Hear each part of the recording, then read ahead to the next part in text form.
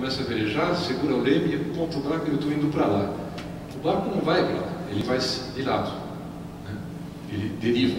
E ele precisa derivar, porque a água na quilha tem o mesmo efeito que o vento na vela. A água vai vir, ser deslocada pela quilha, gerar uma força para cá, né? Essa força cancela a força do vento na vela. Ok? Então a quilha tem uma dupla função. Ela gera uma força hidrodinâmica que se opõe ao deslocamento lateral, né? E, bom, ela baixa o centro de gravidade do barco quando é uma quilha e gera torque de restauração. Num barco que não tem quilha, mas tem uma bolina, um barco pequeno, quem faz o papel de torque de restauração é a tripulação, né? E o centro de gravidade, bom, vai ficar um pouco alto, mas paciência, é isso que acontece, né? A quilha normalmente tem um perfil de asa, e é importante dizer que a quilha se comporta exatamente como o leme. O leme também tem o mesmo fenômeno de deslocar a água, né? Então, o barco se desloca numa direção que tem um pequeno ângulo aqui, que é o ângulo de deriva, e isso é inevitável e é necessário para fazer o barco andar, né? Em alguns projetos, o pessoal tem uma quilha que tem um pequeno leme atrás, ou à frente da quilha tem um pequeno leme pequenininho, que faz com que o barco consiga apontar na direção do vento, porque esse pequeno leme que tem aqui dentro faz esse papel de deslocar a água. Mas você obrigatoriamente tem que deslocar a água de lado, se você não consegue velejar. Bom, então a água ela corre ao longo da quilha e acaba criando um pouco de turbilhonamento atrás, dependendo da velocidade.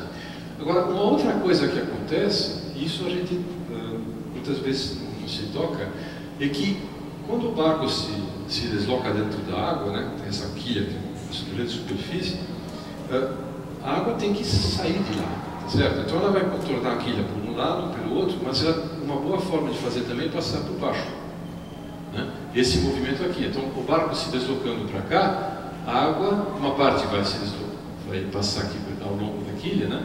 Mas uma parte vai ter que passar por baixo. Esse movimento aqui é um movimento extremamente custoso do ponto de vista de energia. Vai gastar muita energia para formar o redemoinho, porque você tem que forçar essa água a passar, e a água é incompressível, né? Então, existem soluções para isso. Uma solução é você fazer uma quilha que é como uma asa de planador, que é uma quilha bem comprida e estreita. Tá certo? Então, veleiros de alta performance tem uma quilha que é assim, que é muito profunda e estreitinha. Tá? Então, com isso, a água prefere passar em torno da quilha do que passar por baixo. Uma outra solução, que foi desenvolvida um pouco mais recentemente, né, é a quilha em asa, em que se coloca uma asa no fundo. Então, a água, para fazer toda essa volta, é um custo enorme. Ela vai preferir descer por aqui e sair para trás. Okay?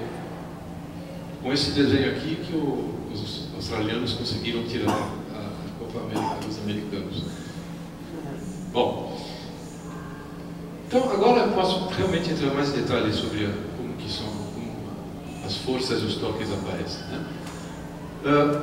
Suponho que eu tenha um vento aparente. Veja, nota bem aqui, eu estou falando em vento aparente, não se fala mais em vento real. Então daqui para frente, o que conta é o que o velejador sente como vento. Não é mais o vento real. Se o vento real vem de lá, não importa. Agora é o vento aparente que vai fazer o barco se mover, né? Então esse vento aparente sopra assim, essa é a direção do barco, e o barco é arrastado levemente para o lado. Ele tem esse lambda aqui, um ângulo de deriva, que é abatimento, como chama o nome técnico, né? Bom, então o vento passa na vela, é defletido e gera essa força aerodinâmica total, que é esse vetor aqui. Esse vetor eu posso dividir de duas formas. Eu posso projetar esse vetor na direção do deslocamento do barco, e agora eu tenho uma força propulsora, que é a parte útil da força, e uma força perpendicular que não serve nada, que serve para arrastar o barco, adernar, que se fosse possível eliminar seria ideal, né? Então o bom velejador vai tentar maximizar essa força, né? Mas existe uma outra coisa também, que pode ser prática na hora que você fazer as suas contas. O vento vem nesse sentido. Então, a vela, o mastro, tudo vai ser arrastado pelo vento para trás. Então existe uma força de atrito que é o arrasto do velame, né, nesse sentido. E eu posso decompor essa força numa componente assim e uma componente perpendicular na direção do vento. Tá? Essa componente é P, aqui não me interessa, mas esse daqui dá para calcular. Debaixo da água, então eu continuo tendo o vento que vem nessa direção, né? Essa é a direção do barco, aqui tem a quilha, ou a bolina, e essa direção do movimento do barco em relação à água, né, nessa direção, vai fazer aparecer uma força nessa direção, que é a força, nessa direção perpendicular à quilha, né, que é a força hidrodinâmica total, que pode ser quebrada em dois, né? Uma força que é a resistência que a água e o casco exercem sobre o barco. Essa componente é a que vai anular a força propulsora, e essa daqui que serve basicamente para tentar fazer o barco deitar também do mesmo lado que a vela puxa o barco, né? Então, se eu desenhar as duas coisas juntas, eu tenho aqui a força propulsora que vem da vela, a força de atrito que vem da quilha e do casco do barco, né? Aqui são as forças da vela que a vela gera, a força que a quilha gera, né? E aqui as duas forças que dão efeito de torque de inclinar o barco. Ok? Bom, o que é importante aqui é que o equilíbrio das forças implica que eu tenho que cancelar todas as forças. As somas têm que ser zero, né? Se a soma não é zero, eu suponho que entre uma rajada. Esse vento aqui aumenta, ou ele muda um pouquinho a direção, tá? Não importa. Ele muda, essa força muda, a força propulsora muda, essa força também vai mudar, o barco acelera, atinge uma velocidade em que essa componente cancela essa aqui. Tá? Então sempre posso considerar que a alguma hora eu vou ter um equilíbrio de força. Tá? Então anula todo mundo aqui. Agora, o que é a força? Eu descrevi rapidamente o processo pelo qual aparecia essa força, né? A força aerodinâmica, ou hidrodinâmica no caso, a força de sustentação, ela é dada por essa equação. Está vendo que eu vou ficar contente se não tiver uma equação no seminário sobre física. Então, aqui está uma equação, né? Então, essa equação tem um fator meio, que no caso não interessa muito, a densidade do meio, esse ρ, a superfície da asa, né, dentro do meio, um coeficiente aerodinâmico do sistema e o quadrado da velocidade. Então, esse quadrado da velocidade ele é um fator importante porque a potência que você precisa para fazer andar um barco é a força vezes a velocidade. Então, a potência que eu tenho que entregar para fazer andar um barco vai com o cubo da velocidade. Então, por isso que quando você tem uma lancha, você tem que ter centenas de cavalos para conseguir fazer andar uma lancha. O veleiro é a mesma coisa. Quanto mais rápido você quer ir, mais potência você tem que ter, mais vento você tem que ter. Tá? Bom, então, esse V quadrado. Agora, o que é interessante é olhar um pouquinho esse fator ρ, né, a densidade. O ar tem uma densidade de um pouco mais, 1,2 kg por metro cúbico. Okay? A água é 1 tonelada por metro cúbico. Então tem um fator 1000 aí entre uma coisa e outra. Agora vocês conseguem entender por que a vela é tão grande e a quilha é pequena. Tá certo? Tem um fator aqui, velocidade. Normalmente, nos veleiros tradicionais, o vento vai muito mais rápido que o veleiro. Então, você tem um vento ao quadrado, mas você ainda tem uma área vélica grande para contrabalançar o fato que o ar é pouco denso. E embaixo tem uma quilha pequena que não precisa ser muito grande, superfície, porque a densidade do meio é muito mais eficaz para transferir energia. Tá? E a velocidade, entre um V ao quadrado. Então, essa equação ela traz muita informação desse tipo. Né? Uma outra coisa também é que, à medida que o veleiro vai mais rápido, eu preciso de uma superfície menor, para a mesma força. Okay? Então, os veleiros mais modernos, que eu vou tratar um pouquinho, que vão sobre foils, né, que saem fora da água, eles têm uma área de contato com a água que é mínima, né? Ou um catamarã, por exemplo, um catamarã de regata, é fininho assim, ele não tem bolina, não precisa de bolina, tá certo? Porque ele anda tão rápido que o próprio casco, o pequeno contato que tem com o casco já gera uma força que vai se contrabalançar a tendência de ir para o lado. Bom, então questão torques agora. Aqui tem um barco tradicional visto de lado, né? O vento vem para cá, passa na vela, ele vai gerar uma força que é perpendicular à vela, que vem nessa direção, né? Uma componente vai estar na horizontal, uma componente vertical, como se fosse o peso, okay? E a tendência então é inclinar o barco, tá? Um outro efeito que o vento tem, que eu vou voltar a discutir um pouco depois, é que à medida que essa força aumenta, o barco se inclina mais, a superfície da vela diminui, porque ele se inclina tem menos superfície. E além disso, o vento vem para cá, ele é defletido para cima, e isso gera uma força para baixo, que tende a inclinar o barco, mas que faz com que o barco se incline cada vez mais até um ponto em que ele se equilibra pela força.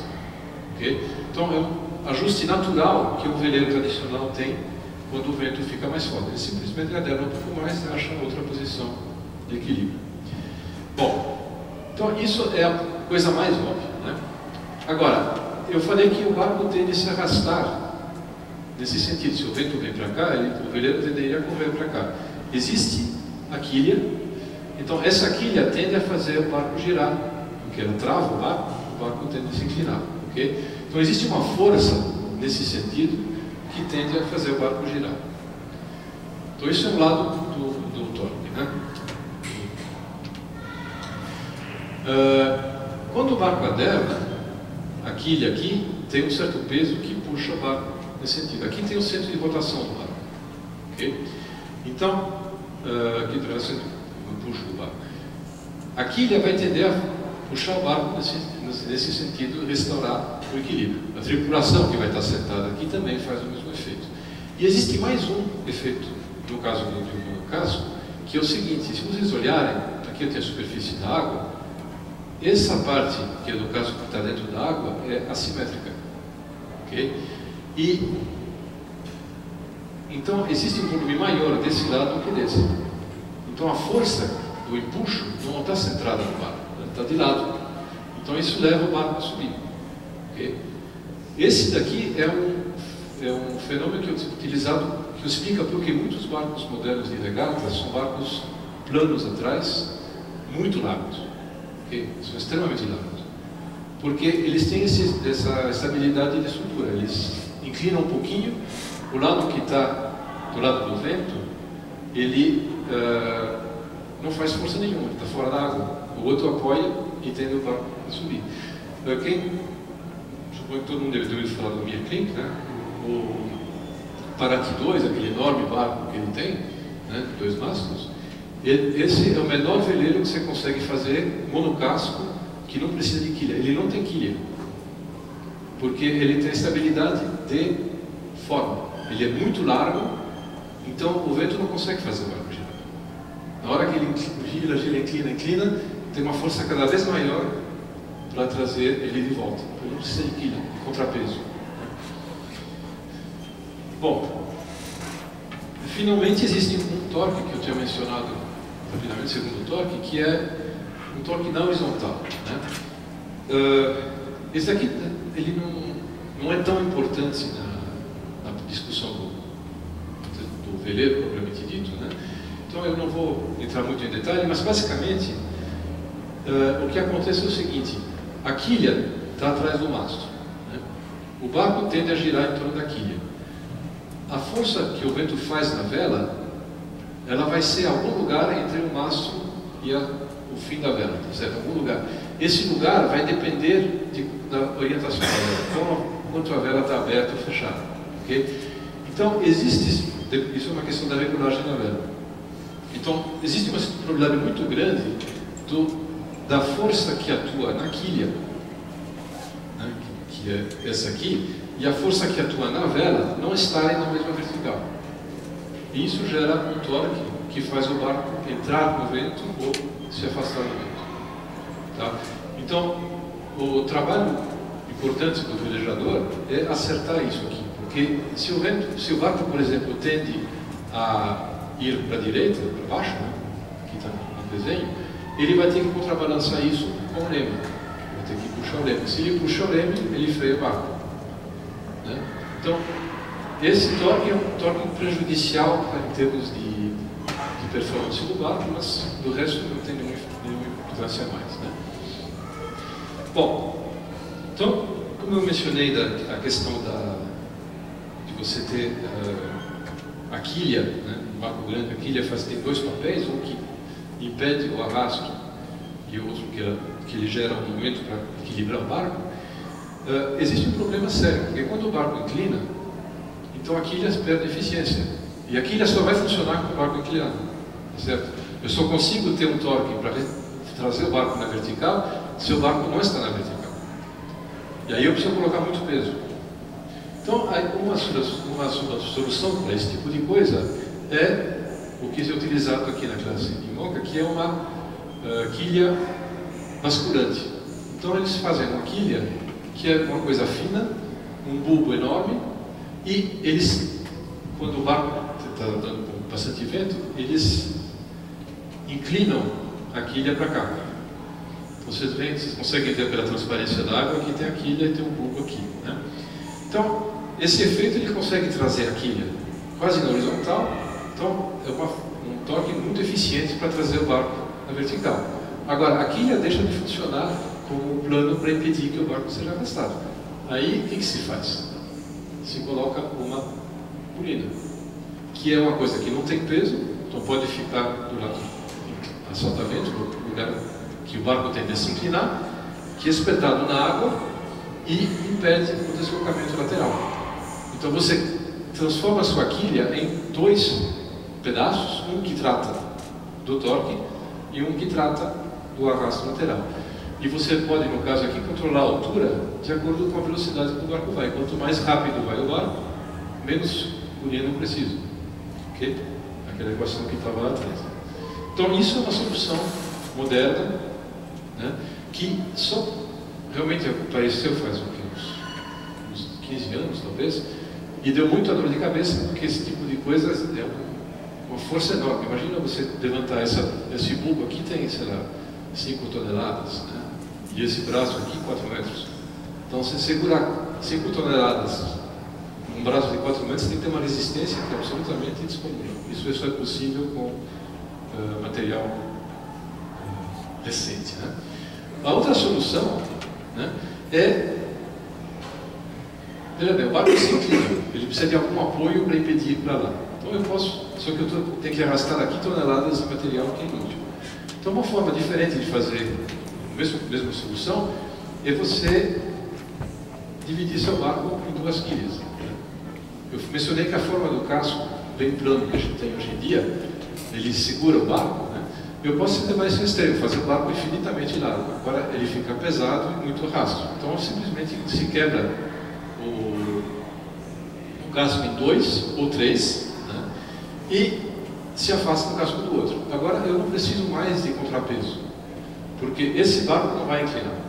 Na hora que o vento soprar mais forte, ele simplesmente afunda um pouquinho mais esse lado, eventualmente esse lado da escola, né, isso acontece também, ele se apoia, e com isso eu consigo ter uma área vélica grande, muito maior do que no monocasco,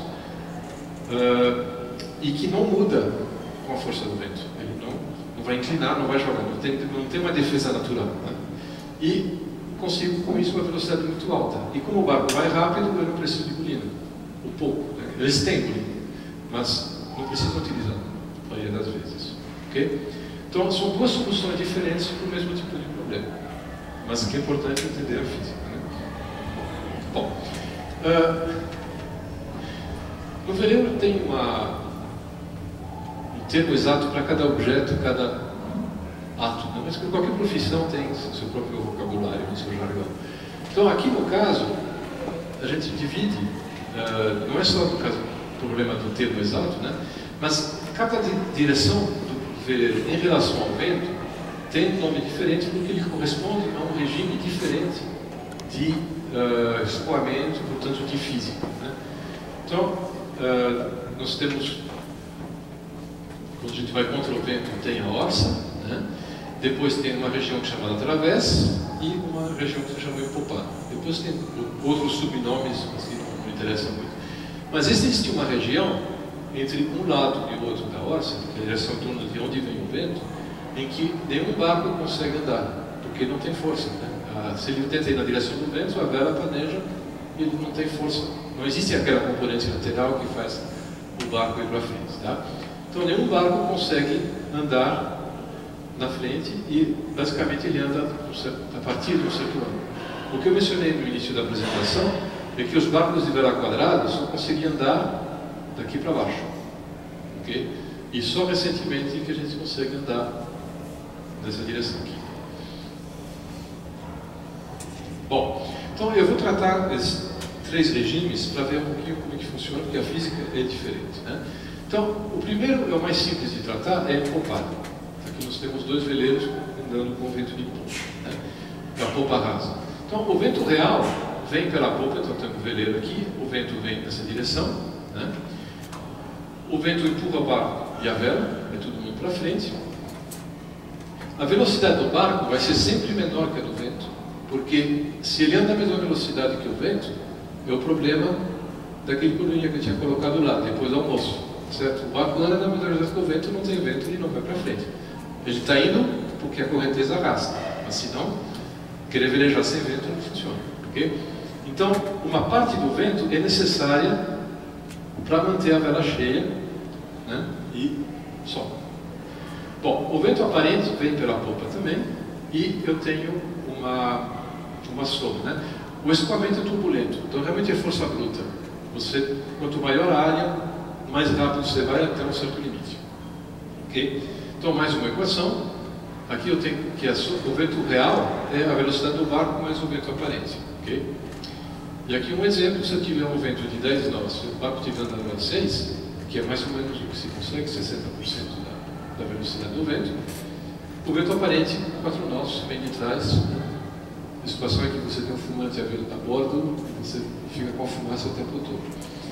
Bom, muitos veleiros, os que conseguem fazer isso, evitam andar empopados porque essa velocidade é sempre menor que o vento.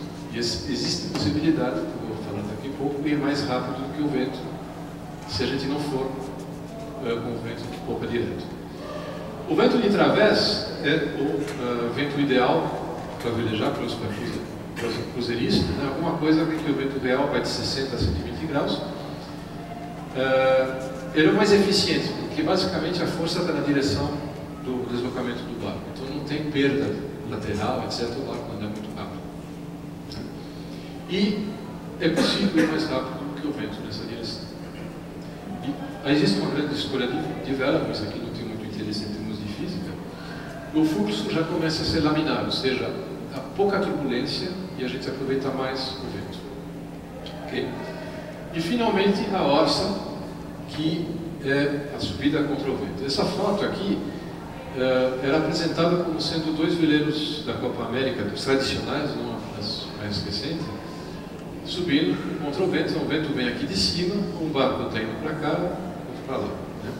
Na realidade, eu suspeito que essa foto não corresponde exatamente à orça. Esse está na orça, e esse devia vir para cá, e ele está começando a virar para dar o bordo e cobrir, cortar o vento desse aqui. Tá? Essa é a sensação que eu tenho, porque está meio torto. Mas, de qualquer jeito, dá uma ideia de como que um barco na orça, um barco de alta performance, consegue subir. Tá? Esses barcos conseguem ir contra vento, tipo vento aparente, 30, 25, 30 graus. Ou seja, o vento real na ordem de 40.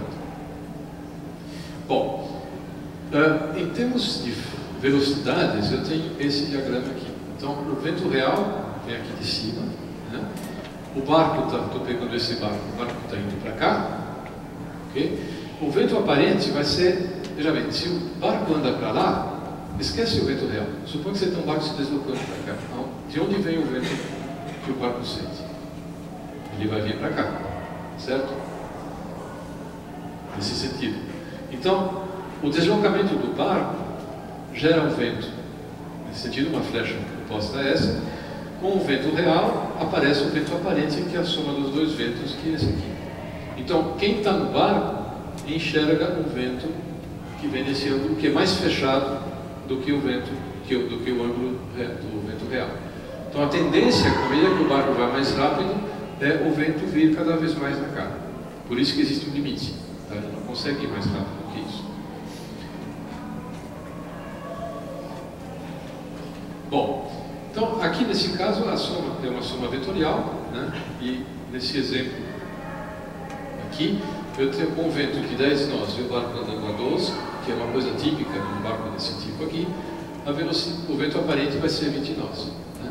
Isso mostra um problema, é que para você aguentar um vento de 20 nós, você tem que ter velas fortes, você tem que ter uma quilha pesada para conseguir. Rapidamente você começa a ter um limite tecnológico que é grande, porque a força vai com o quadrado da velocidade. Ok? Então você não consegue ir infinitamente rápido. Bom, para cada veleiro, agora quando você está falando do seu veleiro, você consegue calcular, então aí já entra a parte de cálculo da física, uma curva que é a velocidade que o barco deve ter, teoricamente, em função da velocidade do vento. Então aqui estou pondo uma curva típica, polar, né? O vento real viria nessa direção, e aqui eu tenho a direção do barco em relação ao vento real. Né? E a velocidade que ele conseguiria desenvolver para diversas velocidades, se não me engano, 7 nós, 12 nós e 20 nós, okay? Cada uma dessas curvas.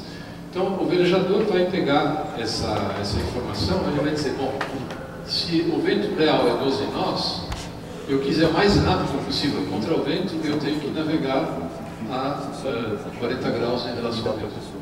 Esse é o ponto de máxima velocidade para ir na direção do vento. Né? E todas essas curvas aqui mudam de acordo com o vento. Okay? Aqui tem um exemplo que são curvas polares para 4 tipos de veleiros. O de dentro é o veleiro tipo que a gente utiliza para navegar 30 a 32 pés, né, de cruzeiro. Então, aqui é um vento de 10 nós, nesse cálculo, e vocês conseguem ver que um veleiro desse tipo dificilmente vai andar muito mais do que, acho que é 6 nós. Entre 6 e 7. Aqui é 6, 8, 10. Não consegue andar muito mais rápido. Um veleiro de 40 pés, 45 pés, anda um pouco mais rápido, chega a tipo 8 nós, né? Mas vocês veem que nenhum deles consegue andar dentro dessa faixa de ângulo, porque o vento vem muito para cá. E notem que na empopada, essa curva chata aqui, né? Ele anda mais devagar dentro na popa do que qualquer outra direção. Essa curva aqui é a curva de um tornado. O tornado é um catamarã de regata, né? E vocês veem que com o vento de 10 nós, ele consegue andar 14, 16 nós. Muito mais rápido, mas com vento de travessa. Okay? Em compensação, quando ele vai estar na empopada, ele piora do que o veleiro de cruzeiro. Então, esse é o tipo de barco que nunca vai andar na popa. Né? Mas ele não anda muito mais rápido. Você vê, essa velocidade para essa não é muito vantajoso. Esse aqui de fora é um catamarã de regata também, mas que tem foil. Tá? Ou seja, ele sai fora da água quando ele vai rápido. E vocês veem que ele consegue velocidades estupendas. Quer dizer, com vento de 10 nós, ele consegue andar praticamente a 20 nós. Okay? Mesmo quando ele vem com vento de trás, se ele não vai exatamente na empopada, ele consegue uma velocidade que deve ser da ordem de 18, 20 nós. Num vento de 10. Okay? Então, cada barco é uma característica diferente. Essa curva é calculada teoricamente e você deve tentar conseguir obter esse resultado, que é sempre um desafio. Bom, então, agora eu posso falar um pouquinho sobre a história do vento mais rápido que o vento. Né? A questão não é se pode ou não pode. As curvas que eu acabei de mostrar dão claramente a possibilidade da velocidade do barco ser maior que a do vento. Né? O recorde da milha náutica, 50 nós do Idorter, ele fez isso com um vento de 29. Ou seja, ele andava 1,7 vezes a velocidade do vento. Aquele recorde absoluto de velocidade, 65 nós, foi com 26 nós. 2,5 vezes a velocidade do vento. Americanas com essa última, agora esse daqui é uma coisa interessante, as simulações numéricas previam um ganho na hora, ele conseguiria andar 1,2 vezes a velocidade do vento, subindo contra o vento, né?